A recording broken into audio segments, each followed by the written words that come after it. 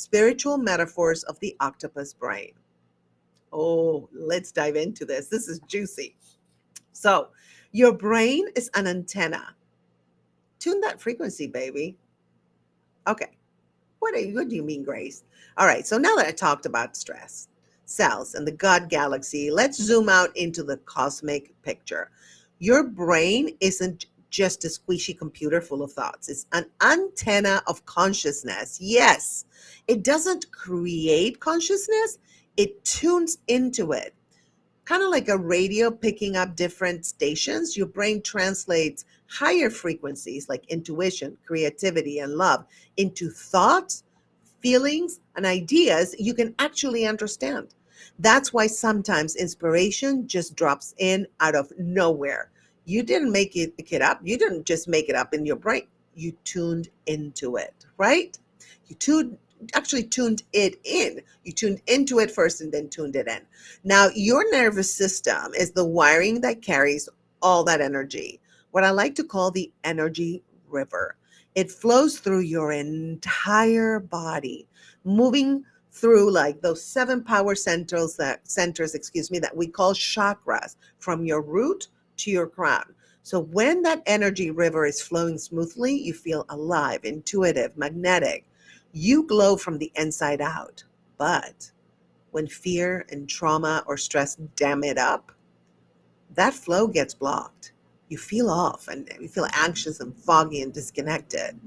Now, here's the secret. Your emotions are like music for that river. Fear sends static through the signal, like you're trying to listen to a divine broadcast on a busted radio.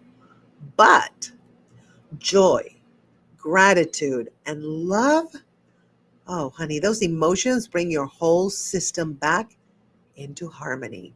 So when you laugh, when you breathe deeply, or when you let yourself just feel awe about everything, you are literally tuning your nervous system to a higher station. That's why sometimes healing doesn't come from fixing anything, it comes from retuning. So if you've been feeling stuck, honey, maybe it's not that you're broken. Maybe you're just between stations. So slow down and breathe. Find the frequency of peace again, because once your brain and your energy river sync back up, consciousness flows through you like light through crystal. And that's when the magic happens. That's when you stop chasing answers and start becoming the signal itself. That's what it means to live quantum AF. All right, let's go to fan story. So, a listener describes meditation as plugging back into the source where stress melted like static noise turning off. And here's a practical tip, because you know I always give you practical tips, honey. Try a 2-minute body scan meditation, sending gratitude to each octopus arm organ. This one, this one, this one, all of them. I want you to Google octopus brain with nerves or something like that, and you'll see what I'm talking about. Once you see the octopus, you can't unsee it.